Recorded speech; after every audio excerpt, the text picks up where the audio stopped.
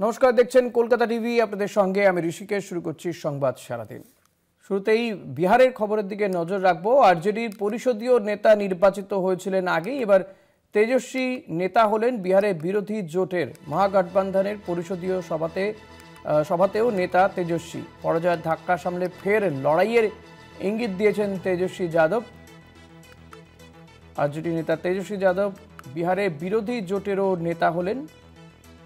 মহাগঠবন্ধন যদিও নির্বাচনে মুখ থুবড়ে পড়েছিল, কিন্তু আবারও এই বিরোধী জোটের নেতা নির্বাচিত হচ্ছেন তেজস্বী যাদব। নতুন করে লড়াইয়ের বার্তা দিয়েছেন। এই নিয়ে আমরা কথা বলবো। পলিটিক্যাল এডিটর আশিস চট্টোপাধ্যায় রয়েছেন আমাদের সঙ্গে নিউজ রুম থেকে সরাসরি। আশিস দা, আমরা দেখলাম যে বিহারে যে বিধানসভা নির্বাচন হচ্ছে তাতে মহাগঠবন্ধন তো বটেই, এবং তেজস্বী যাদবের আরজেডি তারাও মুখ থুবড়ে পড়েছে। সেই জায়গায় আবার করে নতুন লড়াইয়ের বার্তা কতটা উদ্বুদ্ধ করতে পারবেন বলে মনে হয়, যেই জায়গায় দল জোট পৌঁছে গিয়েছে? দেখো, একটা কথা স্পষ্ট করা দরকার যে লোকসভা নির্বাচনে বিহারে যেরকম ফলাফল হয়েছিল, আমি শতাংশের হিসেবে বলছি, ভোটের পার্সেন্টেজ, এবং বিধানসভা নির্বাচনেও যেরকম ফলাফল হয়েছে তার মধ্যে বেশ সাদৃশ্য আছে। অর্থাৎ দেখা যাচ্ছে যে জাতপাতের ভিত্তিতে যে সমাবেশটা এখন এনডিএর মধ্যে হয়েছে, অর্থাৎ যেমন নীতিশ কুমারের নিজের যে জাত কুর্মী এবং আরও কিছু জাত, বিজেপির সঙ্গে মূলত উচ্চবর্ণ ব্রাহ্মণ এবং উচ্চবর্ণ, এর সঙ্গে চিরাগ পাসওয়ানদের যে জাত মূলত পাসওয়ান, দুসাদ ইত্যাদি, এর সঙ্গে জিতন রাম মাঝি এবং অন্যান্য কয়েকটি ছোট ছোট দল, তারাও কিছু জাতকে যুক্ত করতে পেরেছে। তার ফলে যে সমীকরণটা দাঁড়িয়েছে সেটা প্রায় জনসংখ্যার 50%। সুতরাং যেহেতু বিহার তার জাতপাতের ন্যারেটিভ ছেড়ে বেরোতে পারল না এবারেও, সুতরাং এই ফলাফলটা একটা খুব আশ্চর্য হয়ে যাওয়ার মতো ফলাফল নয়। 2020 সালে যেটা হয়েছিল সেটা হচ্ছে চিরাগ পাসওয়ান বেরিয়ে গিয়েছিল এনডিএর থেকে এবং তারা আলাদা লড়েছিল। এবারে চিরাগ পাসওয়ান আবার এনডিএতে ফিরে আসার ফলে সেই ম্যাজিকটা ঘটে যায়। লোকসভাতেও তাই হয়েছিল। চিরাগ পাসওয়ানের দলের সঙ্গে 5-6% ভোট আছে।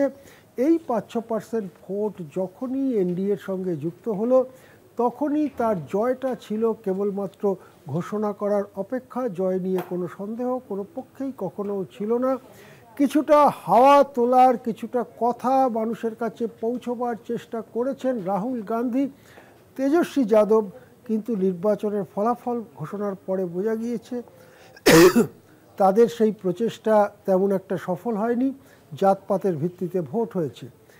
যেমন এনডিএতে জাতপাতের ভিত্তিতে সংখ্যাটা 46, 47, 48% গিয়েছে, তেমনি বিরোধীদের সঙ্গেও বেশ কিছু জাতপাতের ভোট রয়েছে।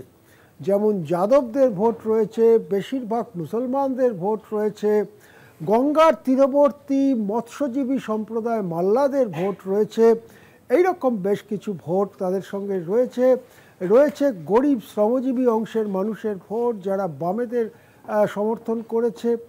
তার ফলে সেটাও কিন্তু অটুট রয়েছে এবং সেটারও পরিমাণটা ওই 35, 36, 37, 38%। সুতরাং যারা মনে করছেন যে এই নির্বাচনের ফলে একেবারে ভরাডুবি হয়ে গেছে বিরোধীদের, তেমনটা নয়, এরকমই হওয়ার কথা। কালকে যদি এই জাতপাতের যে সন্নিবেশ হয়েছে, জাতপাতের যে ভারসাম্য তৈরি হয়েছে, তা যদি কোথাও একটুখানি ক্র্যাক করে যায়, যেমন 2020 সালে চিরাগ পাসওয়ানের দল এনডিএতে ছিল না, তাহলেই কিন্তু ফলাফল অন্যরকম হবে। এই কথাটা মহাগঠবন্ধন বুঝেছে। সেই জন্যে অ্যাপারেন্টলি আপাতভাবেই বিরাট পরাজয়, মুখ থুবড়ে পড়া ইত্যাদি যে সংবাদ মাধ্যমের ভাষ্য, তার বাইরে গিয়েও তারা বুঝেছে যে আমাদের সময়ের অপেক্ষা করতে হবে। এই ভারসাম্য, জাতপাতের এই ভারসাম্য, এই যে কুরুক্ষেত্রের সামনে কৌরব, তার সামনে পাণ্ডব, এই যে পরিস্থিতি, তার ভারসাম্যে পরিবর্তন হবে এবং দিন আসবে।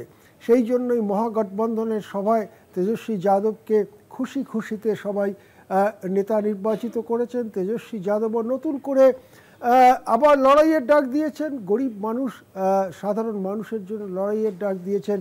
এবং তার সাথে খুশির খবর, প্রত্যেক দিন নিয়ম করে ৭৭ বছর বয়সী লালু প্রসাদ যাদব আমদরবারে বসছেন। তিনি তার স্বভাবসিদ্ধ রসিকতা করছেন, মানুষ আসছেন, মানুষ হাসছেনও। সুতরাং বিহারেই ছিল, বিহারেই আছে, বিহারেই থাকবে। ধন্যবাদ আশিস দা। কথা বলছিলাম আমাদের পলিটিক্যাল এডিটর আশিস চট্টোপাধ্যায়ের সঙ্গে।